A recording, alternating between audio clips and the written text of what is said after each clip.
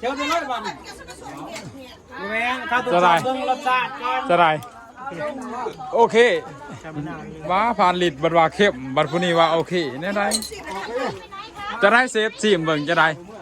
ได้เรื่องอยู่โอ้คนดาได้เรื่องอยู่ได้ทุกคน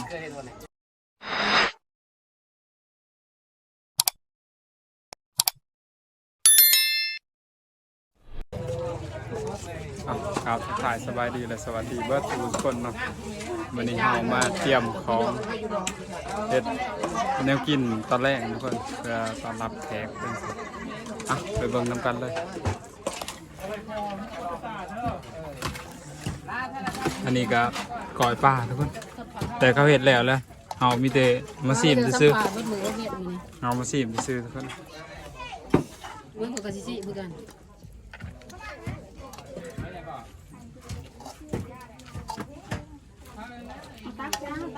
โน้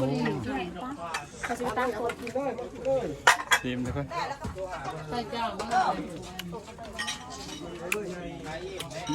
ได้อยู่ค่ะแซ่บนะอันนี้เซฟมาจากต่างประเทศเลยอันนี้เอือบปลาเนาะเอือบปลาเซฟไปได้เลยทอดวะโอ้ไว้ทอดไว้ทอดทุกคนไว้ทอดมือนั่นนี่กูดังเลยเบิ้งกูบ่ดังดังแน่นอนอันนี้เพิ่นเอาไว้ทอดไว้ทอดมือโอ้จะเป็นอันนี้เนาะตัวนี้แหละหรือเปล่าหรือยังยังโอ้ใส่ทีละทงเนาะแน่แล้วทีละทงได้ทุกคนทีละทงทุกคนทีละทงเซฟมาจากต่างประเทศกับมาจากเมืองไทยมหานครกรุงเทพมหานครเดี๋ยวสิคืนวาร์ปให้อยู่นี่แผนกตำมะพุงอยู่นี่จะไรเลยคือตักออกมาเพิ่งสีได้เลยบวงเฮา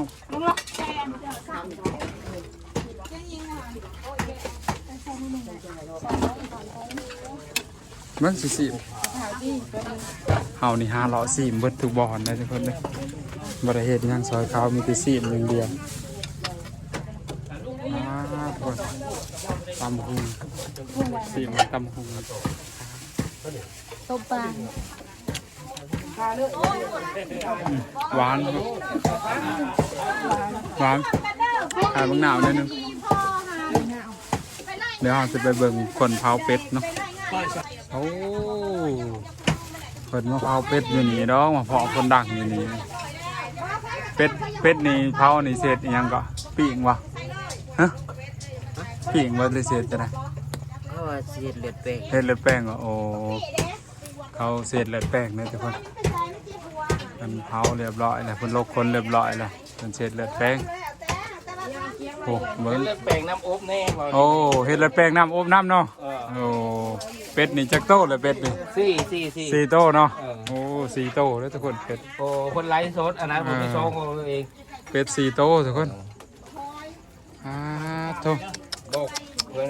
ใครจะไร้โซดอันนั้นนี่ถูกคนมากตะโกนได้มากตะไก่ขนาดเขานี่เขาพิลือพิลีโอ้แม่นอะไรมีได้วิธีเขานี่ก็ไล่ทองเงินโอ้บางที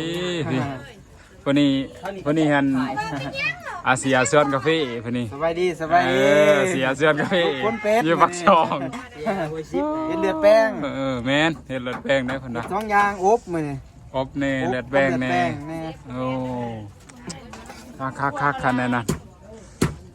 เฮามีแต่5 เลาะทายจะซื้อเลยทุกคนว่าเราเฮาอันนั้นมีแต่เลาะทายจะซื้อทุกคนบ่ทันเฮ็ดยังซอยเขาดอกถ้าเขาเฮ็ดแล้วจึงเฮามากินจึงเสียนะถ้าติดตามตอนต่อไปทุกคนตอนเขาเฮ็ดแล้วนี่บวงเตรียมเรียบร้อยเลยไปตามเบิ่งตอนเขาเฮ็ดแล้วไปแล้วกำมวลพาเพลินจังเลยผมมี2ผมมีอย่างเลยได้อันนี้ขั้นตอนบริเหตุขั้นตอนซอยอันนั้นนั่งคอมันก็เอาเนาะเอาตะชิ้นกับอันนี้ไต่มันนี่แล้วก็นั่งเลยนั่งตู้มันนั่งอันนั้นเนื้อเธอขั้วนั่นไหมไต่มันไหมนั่งตู้นั่งตู้นั่งห้อย หอย อันนี้จังหวัดซอยเฮ็ดเดือนแปลงเนาะทุกคนเนาะ เอาอันนี้ไปนี่ไต่มานี่ไปเฮ็ดน่ะ นั่งข้อมันควรใส่ได้กับจ๊ะ นายก็จะ บุกเอาบ่ คักคือเดียวแต่ว่าเฮาเอาพวกนั้นแหละ ตักคือเดียวไปน้ำเดียวได้นี่ ยังลายเอิญลายเห็นยังเห็นยัง นี่ไต่มานี่ไปล้างไต่อันนั้นนะ หรือว่าซอยกินบ่แม่นบ่ บ่แล้วคันเอา อันนี้เครื่องเคียงเลยทุกคนเซฟที่เฮ็ดเครื่องเคียงก็โอ้ถือว่าประสบการณ์เพิ่นนี่หลายเลยทุกคนเบิ่งตีการซอยนี่ถือว่าต้นซ่าเบิดหลายต้นอยู่นะ เครื่องเคียงที่เฮ็ดเลือดแป้งนะทุกคน เลือดแป้ง นี่คือดินแน่หัวสิไข่แล้วก็ผักบัวหัวหอมมีจะถาเบื้องตอนเพิ่นปรุงเนาะทุกคนเนาะเซฟปรุงนี่มองขั้นตอนขัวแล้วได้นี่ทุกคนขัวสิเฮ็ดเลือดแป้ง ไม่ นี่ ใช่ช้างเซ็ตใส่ก้นก็แล้วหรอก ซีโต้นี่ทุกคนซีโต้เลือดแป้งซ้ำที่อันนั้นแล้วนี่เพื่อมันสิสุกเนาะทุกคนเนาะ กินน้ำห่อ กินฮอปเป็ดได้ทุกคนนี่ เป็ดนะนี่อันนี้หัวเป็ดพี่น้องหัวเป็ด เจ้าเรามีแต่หลายสูตรเนาะ อ้าวลูกอะไรสดสื่อ ทุกคนโอ้เจะอยากได้อันนั้นทางสารวัตรป่ะโอ้ อะไรกันนะ เพิ่นอยากได้ทางสารวัตรนะทุกคนเด้อเพิ่นอยากได้แบบโบโบนี่นะเห็นนะ แบบใหญ่ อ้าว ๆเพิ่นได้อยู่นะทั้งหมดนะ แต่ถ้าอะไรได้ เพิ่นหันอยู่ขมวนนะทุกคนเด้อ เอาอันเดียวบ่ ไทยสารวัตรไผอยากได้เคยขมวนนี่เด้อสิติดต่อให้ไผอยากได้ ก็หลายๆสูตรหาเย็นแหละ แทงขมวนนี่มันเป็นไอ้บ้านไอ้ยังบ้านพ่อชุมชายบ้านไอ้ยังวะหมอน่ะนะผู้เอาเมียอยู่บ้านเฮาแทงขมวนกันละมื้อน่ะแต่เอาเมียได้ประมาณ10กว่าปีเมียปลา มียังอันนี้ตรงนี้ กว่ามาที่ปลาบ่แม่นยังดอกหมอน้ำเฮ็ดบ่เก่ง เฮากับครัวเสียไว้เฮ็ดเลือดแป้ง ไป ทุ ผู้ ก ดู คน นะ อื เป็นอันนั้นได้เรื่องของเรื่อง โอ้ไปหาใกล้ไปหายังดูเลยบ่นอนนำนี่ไปเฮ็ดเวียกแนวอื่น ไปอย่างอื่นน่ะนะมันบ่ได้เวียกน่ะ เวียกกันเวียกเฮือนเวียกชาติแล้วบ่มี นี่ เฮ็ดแต่เวียกบ่เฮ็ดน่ะ เอาทิ่มแล้ว ที่ แบบ น่ะ นั้น แม่นั่นแหละแต่ว่า นี่ลูกสาว กำลังได้ทีเลยทุกคนเด้อ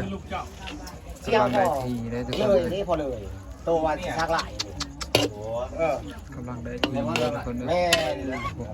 อยู่กับพงประจักกันไว้นี่แล้ววันผมแล้วเบื้องหลัง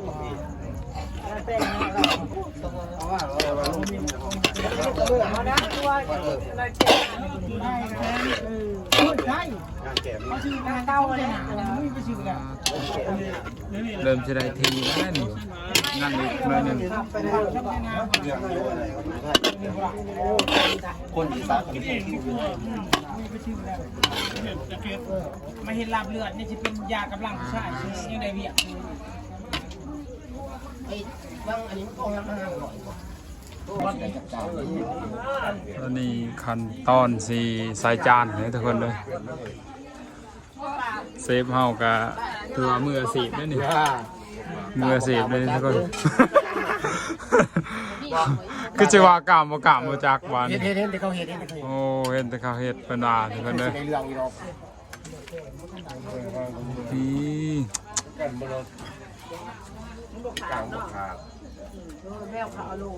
โอ้6 จานได้ทุกคนเลยรวมเป็ดทั้งหมด4 โตว สี่ตัวบ่ 4 โตว ตัวสี่ตัวสี่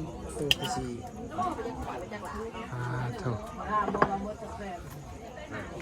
นี่แหละหน้าตาก็ประมาณนี้แหละเป็นตา โอ้วันนี้ทุกคน ซ้ำนี่นี่ โอ้น้ำมันจะขนาดเนาะ นี่คนแต่งตีเกลือคน เลยแม่ เอาใบซิเกอร์มา โอ้ว่าไบซิเกอร์ ใบสิเคอร์มันเป็นอะไรใบสิเคอร์ ใบซิไข่ โอ้มันเอิ้นบ่คือกันเนาะสารวัตรอื่นกับปลาอันนี้ใบสิเคอร์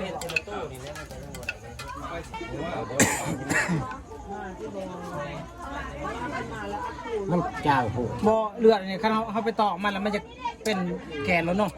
หรืออะไร จางใช่ ฮะ น้ำจากลายเนาะ น้ำบ่พอ บ่แม่น จะได้ท น้ำป้าบ่พ่อ น้ำปลาบ่พอ แม่นะ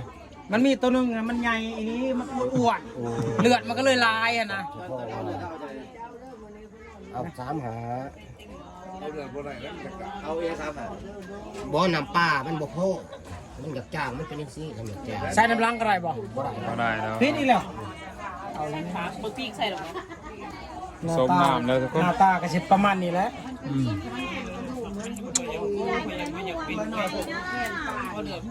เดี๋ยวว่าจะเป็นลาบเลือดเองมันสดยังไงนะ เลือดแป้งเป็นหนามเลยทุกคนเลยบานนี่ทุกคน สิการอยู่บ่เฮ็ด จังหวะที่ อย่าสั่นเลยนะเบาเด้อใจเย็น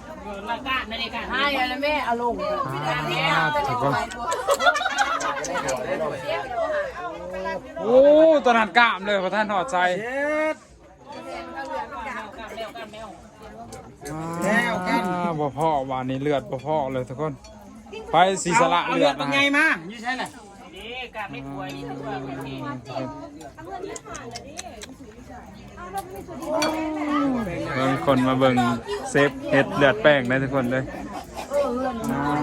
ฮะ จะเป็นตกเด็กเลย คักทุกคนคักมีแต่ว่าทากินทุกคนก็หันเป็นปรุงเรียบร้อยแล้ว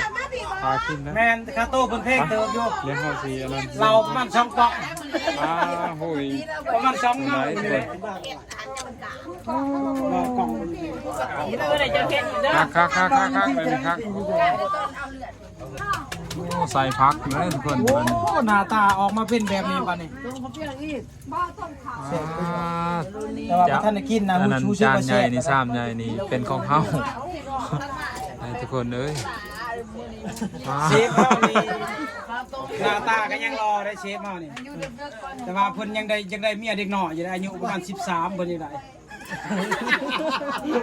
หน้าตาบ่สมประกอบว่ากันหน้าตาที่นี่ อย่าว่าเด้อ พลิกลงแล้ว ใส่ได้ตัวนี้ จัดไป นี่การแนว เฮ็ดที่น่ะกล้ามไว้มันหนาวบ่พ่อ อากาศหนาวเนาะ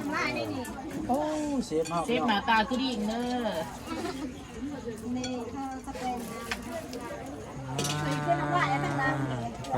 เลือดบ่พอเนาะ เลือดบ่พ่อ เอาบวงมา น้ำปลาใส่เศร้าใส่ลายตัว ไว้มันลายผูกมันบ่ เดี๋ยว เลือดบ่ เลือด พ่อ น้อยแต่ว่าชีนลายกว่าเนาะ เลือดน้อยทุกคนซีนลายแต่เลือดน้อยโพดผู้เอาเลือดก็เอาบ่เป็นบันได มาบ่เป็นจะคือจะปลาไปได้ออกบงหลาย อ๋อคือแต่ใส่อันนั้นอันนี้บ่อยากเป็นนะมันก็เลยกามก่อนทุกคนบ่จักสูตรนะไปรู้จักก็คอมเมนต์มานี่เด้อบอกวิธีนี่ เดี๋ยวเชฟ ผู้เอาเลือดกันนี่แหละผ่านลิตรเพิ่นไปตาติดตามตอนมันสิกามไปเลยทุกคน ตักอยู่นี่เชฟกับหน้าตาชาบสุดเจ้าจะน้อยบ่นี่แม่งข้าวตัวเบิ่งรสชาติก่อน จะได้โอเคว่าผ่านลิตรบัดว่าเข้มบัดผู้นี้ว่าโอเคแน่ได้จะได้เซฟซีมเบิ่งจะได้ ได้เรื่องอยู่โอ้คนดาได้เรื่องอยู่ได้ทุกคนเบิ่งเฮาสิซีมเบิ่งได้ทุกคนเด้อความสิเป็นจังได๋ กินเป็นอยู่บ่มีก็ได้โอ้ย เบิ่งเด้อโอ้หัดเลือดบ่มีนะทุกคนคำใหญ่เลยทุกคนคำใหญ่ๆเลยความมันสิรสชาติสิเป็นจังได๋ จะได้เอาไปถ้วยนึงบนเราไปนั่งมันอ่ะ คือว่าโอเคอยู่ทุกคน เราดึงหนังวัน นะเขาเริ่มสิไปกินแล้ว ไปโลดไปกินกันไปโลดไปโลด หมด บ่ม่วงแล้วน่ะ ปากมันน่า แล้วกูปงเลยเอ้า เชฟพี่น้อง เอาโก้ผลเอา คำใหญ่ๆนะ ปานลิตรจัด คำใหญ่ๆโตๆพี่น้องแต่ว่าเลือดกับบ่อยาก บ่พอเนาะ บ่อยากพ่อไปเลยนะแต่ว่า เลือดบ่พอเลือดบ่ พอ พอ กินอยู่ เลือดบ่พอ มา มา ผมเดือดบ่พวกเราเดือดบ่ได้ โ เดี๋ยวไม่จะเก็บมันจะบุกอ่ะ จะมันทำกันนี่โตนี่นี่มัน ทุกคน จุดนึงดิ มันก็บ่อะไร ไม่ได้ไม่ได้ พี่ข้างหน้ามีไฟเลย แซ่บคำใหญ่ มาไหลมีกันไหล ๆโอ้จะได้รสชาติโอเคสิ กินผสมกันไรตัวกินเขากันไรตัว โอเคทุกคน แม่น ก็สุด นี่ แม่น ไปทุกคนที่ลองคำที่ซองนี่คำยังไงเนาะ เมื่อไรมาแล้วอ่ะ มันมีเบิร์ดปีแช่ได้ไหม ไม่ว่ากับคักอยู่ทุกคนแต่เสียดายมันบอกกะมันแล้วก็ผู้กินกับใจห่อนแล้ว เราเห็ดแค่ชุดแล้วเนาะบอกกามเด้อมาถึงสูตร จนบอกกามเลย เลยกระล่นไปเลยบัดนี้เป็นลำเลือด เป็นหลาบเลือดเลยเนาะโอ้ เอากับ มันนะมันไม่ใช่คนเดียว แม่นะ เอากับครัวมาใช้เลยกระล่นเนาะ กระล่นเลย เอากับครัวใช้เลยไปถือชุดนะ นี่ พอยินลายปวดแล้วเลยลูกทำดีหายเหงา ทุกคนของเฮาเบิดแล้วได้ยหันมันนี่แล้วก็เฮามาใหญ่วงใหม่ โคตรว่ามัน บ่มักดิบปานใดขออภัยเด้อไผบ่กินดิบนี่ ไปสักสิพอจะได้ก็เหลือแป้ง เบิดเลยเด้อบ่ก่อน เอามากินนิดดิ ใหญ่เลย จะได้คักอยู่บ่ แซ่บอยู่เลือดแป้งเนี่ยข้อไผ่ถ้าไผ่บ่ได้กินค่ะ โอ้คักไปบ่กินดิบก็ขอโทษขออภัยเด้อทุกคนอันนี้เฮาก็อันเด้อนะบ่าว ไม่จ้ากับมันเลือดแป้ง กินบอกมีอะไรไม่ได้ กินไม่เอานะ เอ้าทุกคนหลังจากเฮากินเลือดแป้งเบิดแล้วทุกคนเด้อรสชาตินี่ถือว่าแซ่บอยู่แต่เสียดายเลือดบ่ร้ายแล้วก็แถมแบบว่ามันบ่กล้ามมันนะคนผู้สิกินก็ใจห่อนมันก็เลยกินเลยนะมันบ่กล้ามซ้ำเฮ็ดแล้วปุ๊บก็กินเลยมันเป็นคือลาบเลือดนี่ทุกคนฝากกดไลค์กดแชร์กดติดตามเพื่อบ่พลาดคลิปใหม่ๆเนาะคลิปเฮาก็สิปิดเพียงเท่านี้เลยทุกคน